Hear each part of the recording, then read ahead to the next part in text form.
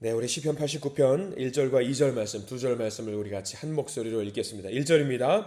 내가 여호와의 인자하심을 영원히 노래하며 주의 성실하심을 내 입으로 대대에 알게 하리이다.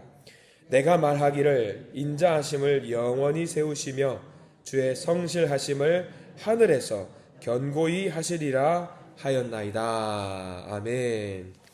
오늘 이 말씀 가운데 하나님의 크신 은혜가 있기를 간절히 기도하고 소망합니다. 우리 기도하는 마음으로 고백합니다. 하나님의 은혜가 지금 저에게 임하기를 기도합니다. 아멘. 우리 옆 사람 축복하면서 하나님의 은혜가 지금 여러분에게 임하기를 기도합니다. 아멘. 복된 은혜가 넘치는 하루가 되기를 간절히 기도하고 소망합니다. 오늘 시편 89편 말씀은요, 전에도 우리가 사실 한번 살펴보았던 내용들이 반복이 되는 내용입니다. 어떤 거냐면요, 기도를 우리가 어떻게 해야 하는지, 어떤 기도를 해야 하는지에 대한 내용이 담겨 있어요. 사실 우리가 기독교, 종교라고 하죠. 종교라고 하는데 다른 종교에도 기도가 있습니다. 종교가 없다고 하는 사람들도 기도를 하기는 합니다. 자기가 무언가 믿고 있는 그런 어떤 존재에 대해서 기도를 하기도 하지요.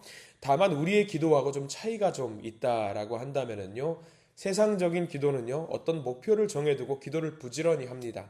그것이 이루어지거나 또는 응답이 없어서 내가 원하는 식으로 되지 않는 식으로 끝나면은요, 기도가 끝나는 경우가 대부분입니다.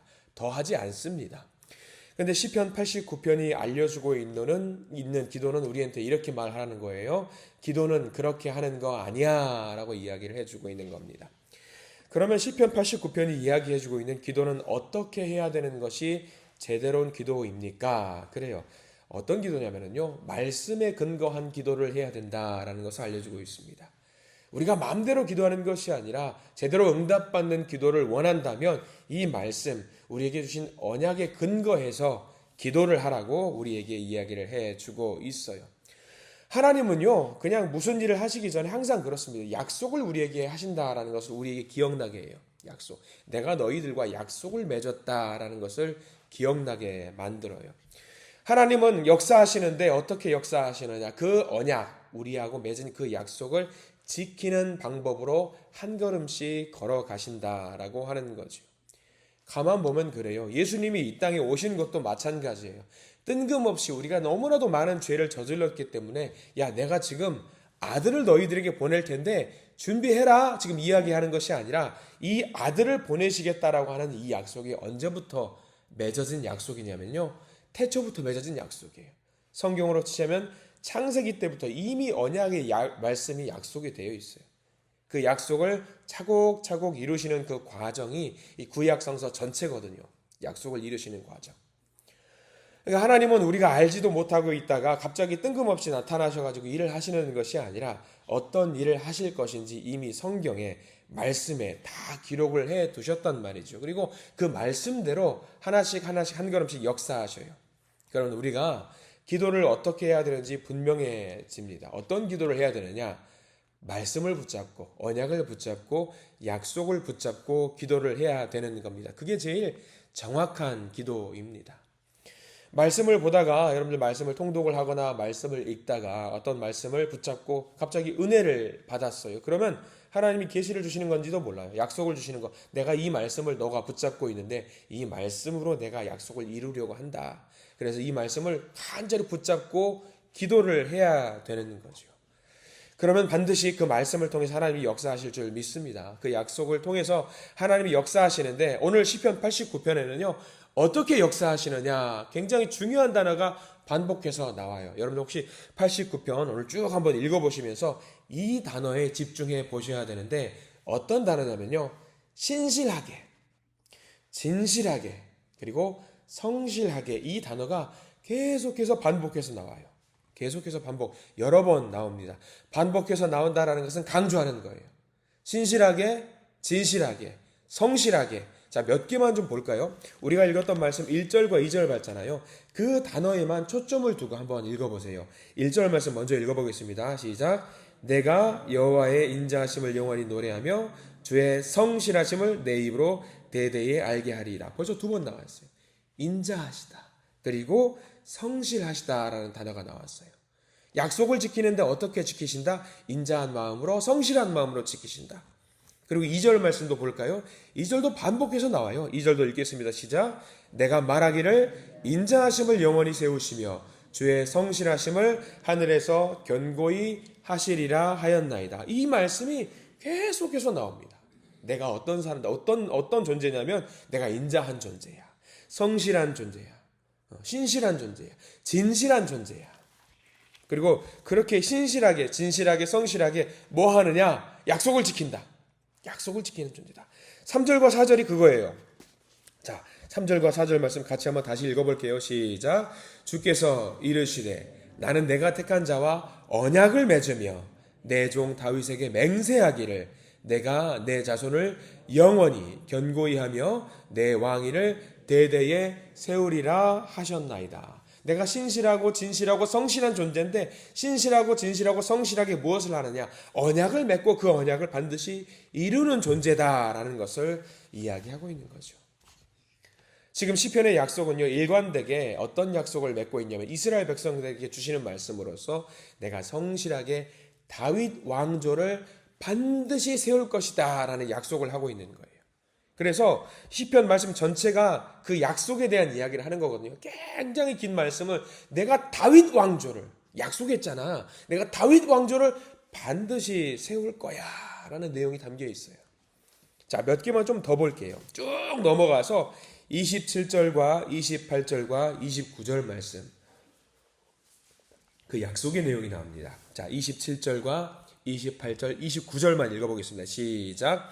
내가 또 그를 장자로 삼고 세상 왕들에게 지존자가 되게 하며 그를 위하여 나의 인자함을 영원히 지키고 그와 맺은 나의 언약을 굳게 세우며 또 그의 후손을 영구하게 하여 그의 왕위를 하늘의 날과 같게 하리로다. 지금 27, 28, 29절이 굉장히 중요한 약속이에요.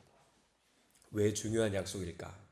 한 나라의 백성들, 지금 이스라엘 백성들이 기도하면서 우리나라를 평안하게 해달라는 기도보다는 지금 무슨 기도를 하고 있냐면 하나님, 우리 다윗 왕조를 굳건하게 세워주신다고 약속하셨잖아요.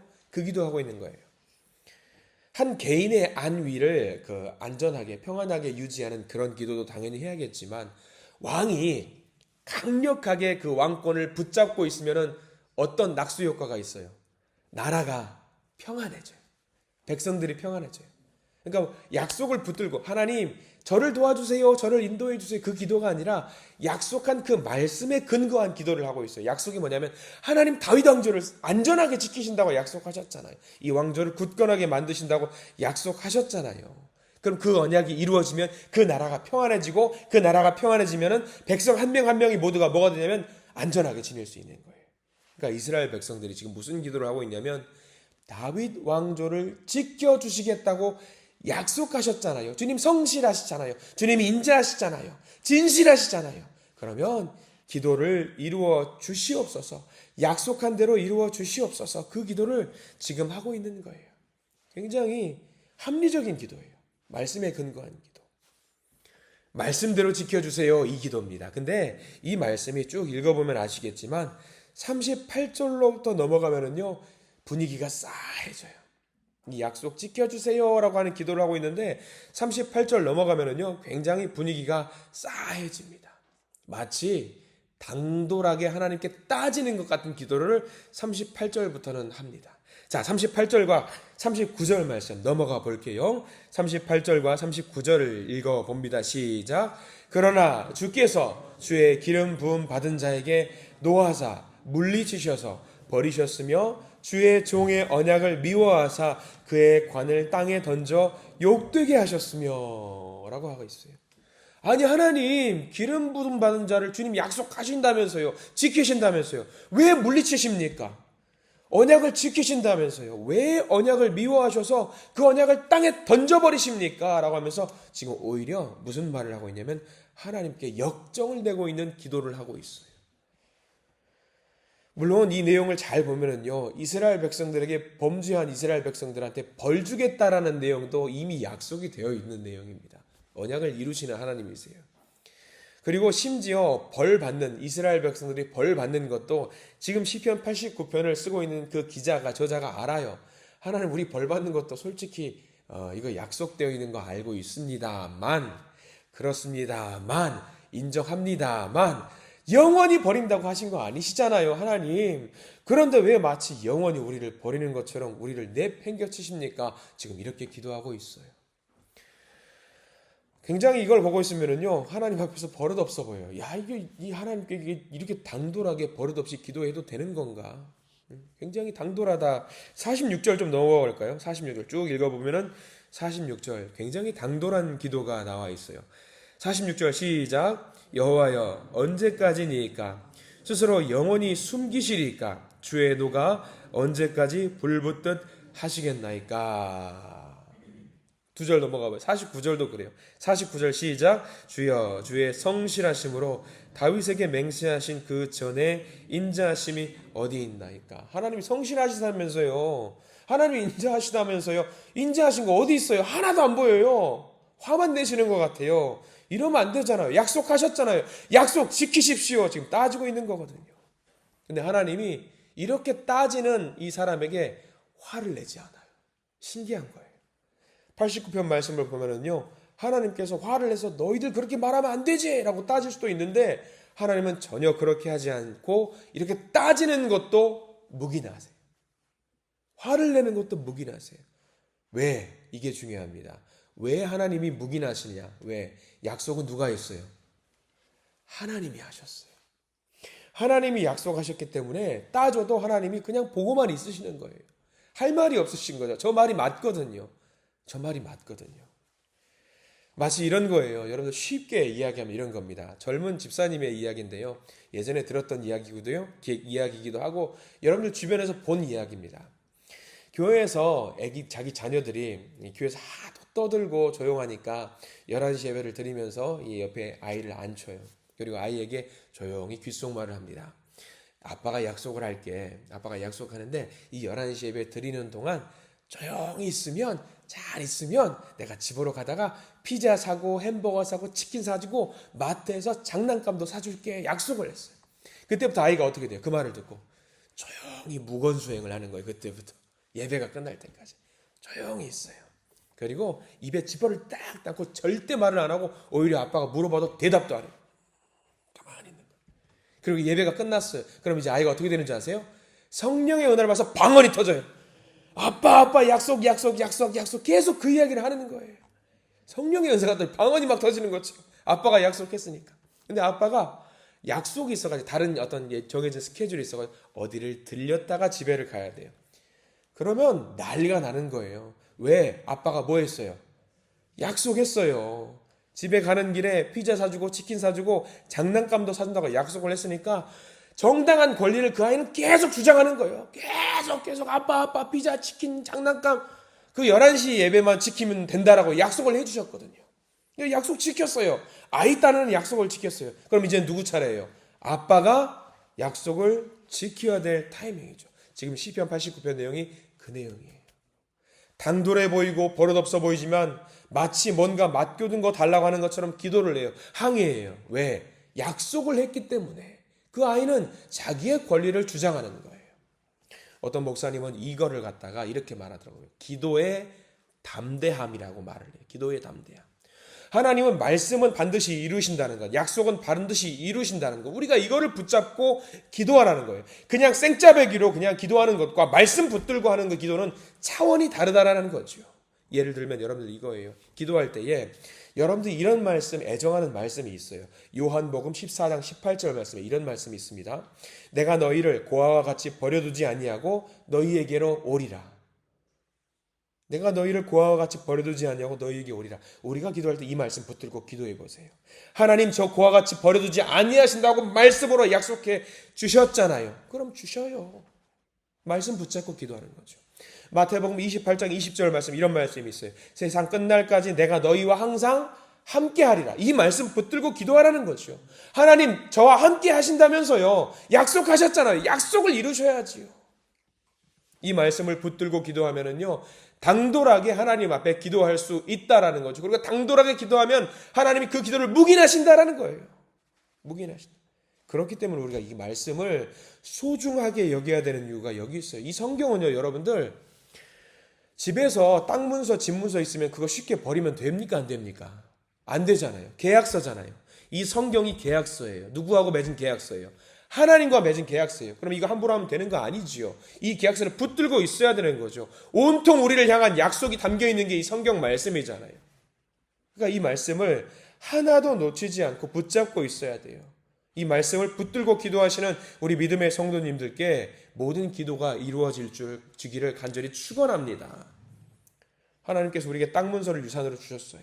그럼 그 땅은 누구 거예요? 내 거예요. 우리 겁니다.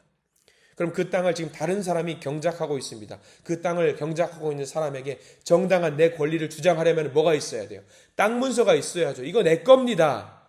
내 땅이니까 나가주세요. 내가 취해야죠. 정당한 권리잖아요. 그렇기 때문에 우리에게 이 말씀은요, 땅 문서입니다. 땅 문서예요. 집 문서예요. 하나님께 정당하게 권리를 요구할 수 있는 땅 문서고 집 문서입니다. 이 권리가 있는데 우리가 권리를 이용해야지요.